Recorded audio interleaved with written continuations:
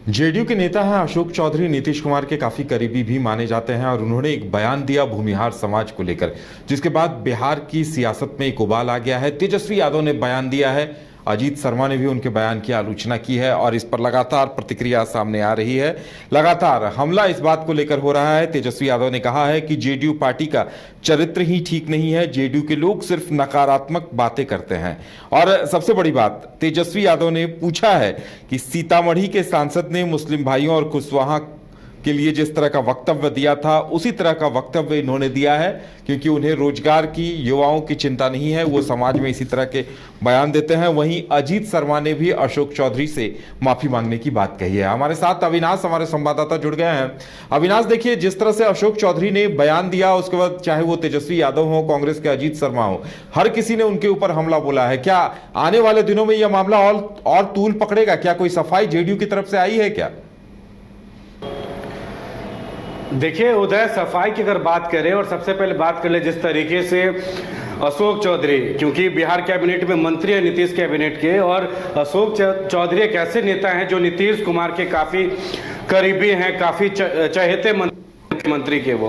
और उसके बाद जिस तरीके से उन्होंने जहानाबाद में, क्योंकि जहानाबाद के वो प्रभारी मंत्री भी हैं, और इसलिए उन्होंने कहा है कि, और जिस तरीके से वो वहाँ जो कार्यक्रम चल रहा था और जेडीयू के जो कैंडिडेट थे इस बार, चंदेश्वर प्रसाद चंद्रवंशी और अशोक चौधरी ने साफ तौर पे कहा कि वहाँ हमारे पार्टी के कैंडिडेट इसलिए इस बार चुनाव हार गए क्योंकि भूमिहारों ने वहाँ उनको साथ नहीं दिया है। और नीतीश कुमार हर वर्ग के लोग को लेकर चलते हैं। ऐसे में अशोक चौधरी ने जेडीयू के तरफ से खुद उन्होंने सफाई दे दिया। आज सुबह में जिस तरीके से खबरें चल रही थी, और अशोक चौधरी ने साफ कहा कि मैं पार्टी के लोगों में इस मेरे बयान से मेरे किसी को ठेस पहुंचाने का कोई मंशा नहीं है, लेकिन हम इतना जरूर कहना चाहते हैं कि 2024 के लोकसभा चुनाव में हमारे पार्टी में कुछ ऐसे लोग हैं जिन्होंने पार्टी के जो कैंडिडेट है उनका साथ नहीं दिया, जिसके कारण से हाल हुआ है। अशोक चौधरी जो नीतीश कैबिनेट में मंत्री हैं, नीतीश कुमार के काफ़ी बेहद करीबी हैं, लेकिन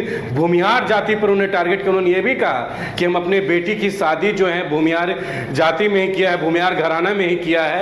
उनके जो बेटी हैं संभवी चौधरी, जो इस बार समस्तीपुर से सांसद बनी है, उनके जो पति हैं शायन कुणाल, वो भी भूमिहार जाति से आते हैं। और अशोक चौधरी ने यह भी कहा कि भूमिहार को मैं अच्छे से जानता हूं। उन्होंने ये भी कहा है कि हमारे पिता को भी भूमिहार जो है शिक्षक पढ़ाते रहे हैं, इसलिए उन्होंने ये बात कहा कि पार्टी में कुछ लोग रहकर पार्टी को कमजोर करना चाहते हैं। और देखिए यही वजह है, क्योंकि जेडीयू के एमएलसी हैं, मुख्य प्रवक्ता, क्योंकि भूमिहार जाति से वो आते हैं, नीरज कुमार, इसलिए उनको लगा और उन्होंने कहा कि इससे पार्टी कमजोर। और उन्होंने तीखा पलटवार किया अशोक चौधरी पर, कहा कि अशोक चौधरी अगर ये सोच रहे हैं कि काफी बड़े नेता हैं तो उनका ज्यादा दिन हुआ नहीं, इस तरीके का बयान वो दे रहे थे। हालांकि उसके बाद जब कई मीडिया चैनल उनके पास बात करने को गया तो उन्होंने सीधे बात करने से मना कर दिया।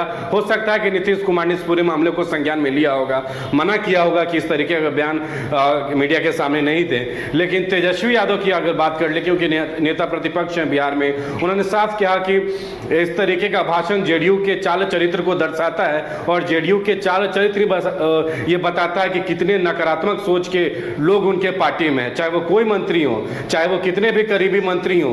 अगर संविधान में किसी जनता को ये हक मिला है वोट देना, उसका अधिकार, इसका मतलब ये नहीं कि अगर कोई वोट नहीं देता है तो आप उसका जो है उसको कुछ भी बोलेंगे उल्टा सीधा। तेजस्वी यादव ने सीधे हमला किया मंत्री अशोक चौधरी पर। उन्होंने ये भी कहा कि उनके एक और सांसद जो इस बार सीतामढ़ी से सांसद बने हैं, उन्होंने भी कहा था कि मुसलमान भाइयों और कुशवाहा को हम उनका काम नहीं करेंगे। तो ऐसी बात केवल जेडीयू के लोग ही दे सकते हैं जिनकी सोच नकारात्मक। हमारे पार्टी में लोगों का सोच जो है वो सकारात्मक रहता है। देखिए कांग्रेस के भी तरफ से बयान आया, कांग्रेस के जो भागलपुर से विधायक हैं अजीत शर्मा, उन्होंने कहा कि अशोक चौधरी को माफी मांगना होगा, क्योंकि उनको पता होना चाहिए कि उनके पिता भी को भूमिहार लोगों ने ही वोट देकर मंत्री बनाया था। और जो बिहार में जो पहला मंत्री बने, मुख्यमंत्री बने थे, वो भी भूमिहार जाति से आते और भूमिहारी ने उन्हें मुख्यमंत्री बना था। और जिस तरीके का बयान वो देते हैं और जो बातें वो कर, उनसे भूमिहारों में कहीं ना कहीं ठेस पहुंची है। उनको माफी मांगना चाहिए। पूरे देश और बिहार के भूमिहारों को इस बात से ठेस पहुंचा है। अगर वो माफी नहीं मांगते हैं तो भूमिहार समाज उनको माफ नहीं करेगा। तो उदय ये साफ है कि अशोक चौधरी के इस बयान से विपक्ष के नेताओं में काफी जो है ठेस पहुंची है और विपक्ष को एक मुद्दा मिला है जिसके कारण अब अशोक चौधरी पर काफी हमलावर दिख रहे हैं।